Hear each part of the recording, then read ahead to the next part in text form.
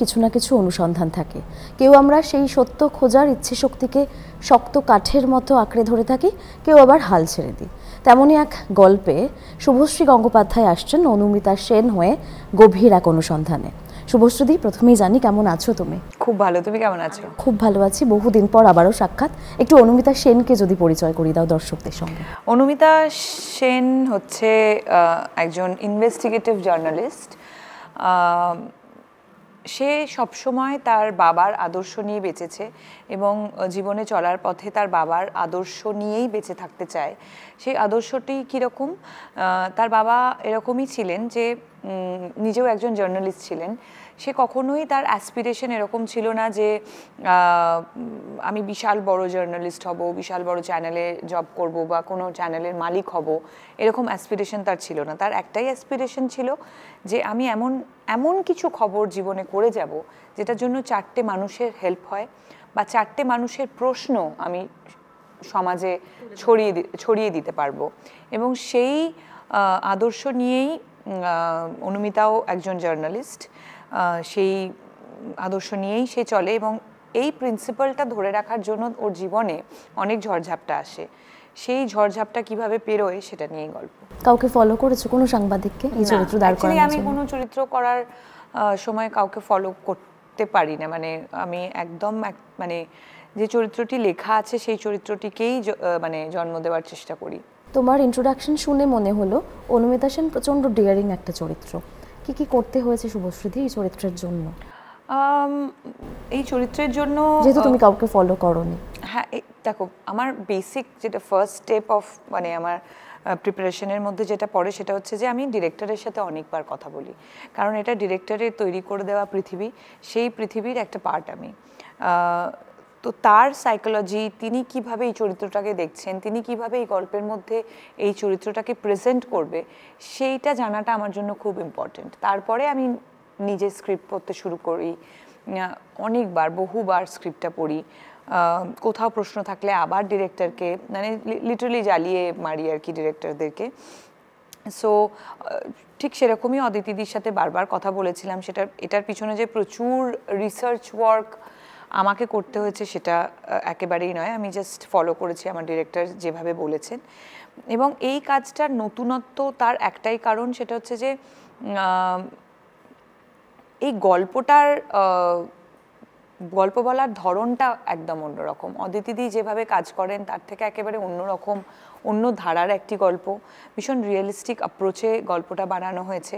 এবং অভিনয়ের সাথে সাথে মানে মানসিক চ্যালেঞ্জেসের সাথে সাথে এখানে অনেক ফিজিক্যাল চ্যালেঞ্জেসও আমাকে ফেস করতে হয়েছে, সেটা খুবই ইন্টারেস্টিং ছিল।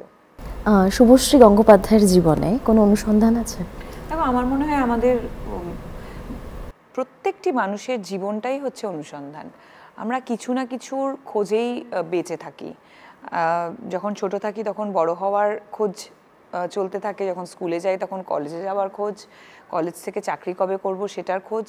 আমরা এভরিডে একটা রহস্য ভেদ করতে থাকছি। যখন সেই রহস্যটা ভেদ করা হয়ে যাচ্ছে, আবার একটা নতুন রহস্যের দিকে যাচ্ছি। এই করতে করতে এই জার্নিতে কখন এক্সিট গেটটা চলে আসে সেটা বুঝতে পারি না। সো আমার মনে হয় আমাদের জীবনটাই অনুসন্ধানের মধ্যে দিয়ে যাই আমরা। একটা ডায়লগ আছে তোমার যে সিস্টেম পচে দুর্গন্ধ বেরোচ্ছে, পচা দুর্গন্ধ বেরোচ্ছে। আমাদের চারপাশে যা ঘটে যাচ্ছে বা যায় বা গিয়েছে, কখনো তোমার এরকম মনে হয়েছে শুভশ্রী? দেখো, আমার মনে হয় আমরা যারা এই কাজটার সাথে যুক্ত তাদের কাছে একটা মানে আমরা প্রিভিলেজড বা আমাদের কাছে একটা পাওয়ার আছে যে আমরা খুব ইজিলি এন্টারটেনমেন্টের মাধ্যমে একটা ওয়াইডার অডিয়েন্সকে এমন কিছু কথা বলে যেতে পারি যেটা হয়তো সবসময় আমরা রাস্তায় দাঁড়িয়ে বা সোশ্যাল মিডিয়াতে বলতে পারি না। আমাদের কাজের মাধ্যমে আমরা কিছু প্রশ্ন তুলে দিতে পারি, হয়তো সেটার পার্ট হতে চেয়েছি আমরা, হয়তো সেই প্রশ্নটা আমরা তুলতে চেয়েছি। সেটাই এই গল্পটাও এই যে টপিকটা নিয়ে যে গল্পটা, যে মহিলা জেলে কিভাবে মহিলারা প্রেগনেন্ট হয়ে যাচ্ছে, সেই প্রশ্নটা আমাদের পুরো টিম, আমরা অনুসন্ধানের পুরো টিম হয়তো সমাজকে করতে চেয়েছি আমাদের কাজের মাধ্যমে। কোনো ঘটনার সাথে হয়তো মিল নেই, কিন্তু এই কাজটা দেখার পর মানে বা ধরো আমার অনেক কাজই যখন আমি বৌদি ক্যান্টিন করেছি সেখানেও একটা সোশ্যাল মেসেজ ছিল, এবং ধর্মযুদ্ধ যখন করেছি, হাবজি কাবজি যখন করেছি, সো সেখান থেকে যদি 10টা মানুষও মনে করে যে হ্যাঁ সত্যি তো এইভাবে তো ভাবিনি, এইভাবে তো দেখিনি, সেটাই আমাদের কাছে সব থেকে বড় অ্যাচিভমেন্ট। যেহেতু ইয়ালিনী বড় হচ্ছে এবং এইমাত্র যেই কথাটা বলছিলে তুমি মহিলা, ভয় হয় শুভশ্রীদি? আমি খুব একটা ভয় পাই না, আমি ভীষণ পজিটিভ মাইন্ডের একজন মানুষ। কারণ ভয় এমন একটা জিনিস যেটা তোমাকে সারাক্ষণ, তুমি যদি পেতে থাকো তো সেটা তোমাকে সারাক্ষণ গ্রাস করতে পারে। সো সেটার থেকে আমি দূরেই থাকি। ভালো খারাপ নিয়েই সব কিছু, সেরকমই আমাদের সমাজটাও কিন্তু যেমন খারাপ আছে সেরকম ভালোটাও আছে। সো আমি যদি খারাপটা নিয়ে বসে থাকি যে বাবা আমার বাচ্চার সাথেও যদি হয়ে যায়, তাহলে আমি ওভার প্রোটেক্টিভ হয়ে যাব, হয়তো ওর জীবনটাকে ওর মতো করে বাঁচতেই দিতে পারবো না। সেটা আমি চাই না। আমি চাই অবশ্যই একটা প্রোটেকশনের মধ্যে তো রাখবই, কিন্তু আবার ওই ওভার মনিটরিং, হেলিকপ্টার প্যারেন্টিং এইসবের মধ্যে আমি ঢুকতে চাই না। শুভশ্রীদি, তুমি কি প্রথম থেকে এরকম যে মানে ভয় পাও না বা হ্যাঁ, একটা সময়, এটা কি প্রথম থেকে তুমি এরকম? জন্মেছি আমি এইভাবে। বেশ, গল্পের প্রয়োজনেই একজন পলিটিশিয়ানের ইন্টারভিউ তোমাকে নিতে হয়েছে। ব্যক্তিগত জীবনে যদি তোমাকে বলা হয় কোনো এক পলিটিশিয়ানের ইন্টারভিউ নিতে হবে, কার নেবে? না, আমি অ্যাকচুয়ালি পলিটিক্সটা যেহেতু খুব একটা বুঝি না, তাই বুঝি না ইন দ্য সেন্স মানে আমার কোনো আইডিওলজি বা মানে মতামত নেই পলিটিক্স নিয়ে সেটা নয়, কিন্তু আমার মনে হয় যে পলিটিক্স নিয়ে যারা কথা বলতে তাদেরই কথা বলা উচিত যারা ভীষণভাবে পলিটিক্যালি শিক্ষিত। সো সেই শিক্ষাটা যেহেতু আমার নেই, তাই জন্য আমি কোনো পলিটিশিয়ানকে ইন্টারভিউ করতে চাই না। রাজ এর সাথে আমার পার্সোনাল সম্পর্ক, সো সেখানে কোনো প্রশ্ন আমি এমনিই ওকে করতে পারি, সো ওর ইন্টারভিউ নিয়ে লাভ নেই। আচ্ছা, কখনো রাজদাকে মনে হয়েছে যে কোনো সিস্টেমের বিষয় এটা বললে রাজদাকে যে এটা করলে না ভালো হতো, মানে এরকম কখনো হয়েছে? না, কখনো না। তোমার জীবনের একটা রিউমার শুনি, যেটা শুনে তুমি প্রথমে চমকে উঠেছিলে।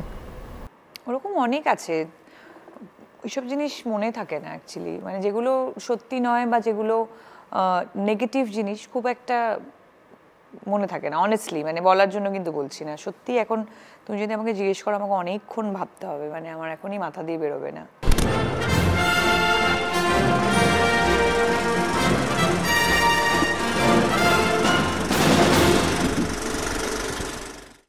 এই যে নেগেটিভিটি থেকে দূরে সরিয়ে রাখা নিজেকে, কারণ আমরা অনেকেই জানি হয়তো সোশ্যাল মিডিয়া থেকে তুমি একটা নির্দিষ্ট সময়ের পর মানে 12 ঘন্টা বোধহয় তুমি থাকো না সোশ্যাল মিডিয়ায়, সেটা কি একটু নেগেটিভিটি থেকে নিজেকে দূরে সরিয়ে রাখা, নাকি পরিবারকে সময় দেওয়া পুরোপুরি? পরিবারকে সময় দেওয়া তো অবশ্যই, তার সাথে সাথে আমার মনে হয় যে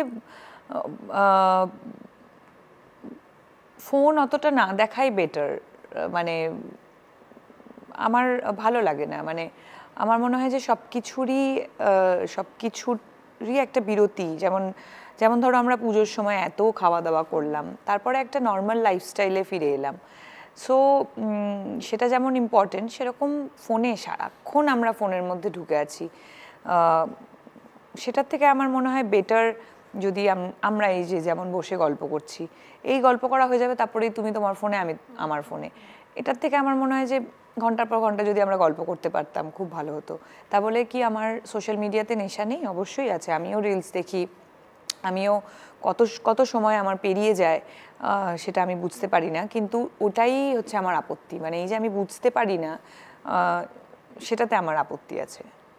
এই যে বিরতির একটা কথা বললে তুমি শুভশ্রীদি, আমরা এই রিসেন্ট সময় দেখছি তোমাকে পর কাজ করতে, কিন্তু একটা সময় এরকম দেখেছি যে একটা 1.5 বছরের লম্বা বিরতি, তারপর আবারও ছবিতে, তখনও কি খুব বুঝেই ডিসিশন নিতে নাকি চরিত্র পছন্দ হতো না? হ্যাঁ, মানে যদি একদম ইনিশিয়াল ডেজের কথা বলো তাহলে চরিত্র পছন্দ না হলে আমি প্রথম দিন থেকেই মানে না বলতে খুবই মানে আমার মনে হতো না যে না বললে কেউ কি ভাববে, আমাকে হয়তো আর কাজ দেবে না। I have been always very honest about my feelings. যে আমার মনে হচ্ছে না যে এটাতে আমি নিজেকে দেখতে পাচ্ছি। সো আমার অলওয়েজ মনে হয়েছে যে ওই অনেস্টিটা রাখা বেটার দেন কাজ করতে গিয়ে খুব আনহ্যাপি হলাম, হ্যাঁ ভালোই লাগলো না কাজটা করতে, সেটা থেকে বেটার না বলে দেওয়া। এরকম কোনো কাজ আছে যেটা করার পর যখন তুমি দেখলে স্ক্রিনে মনে হচ্ছে আর একটু ভালো হলে পারতো, কিংবা কেন করলাম?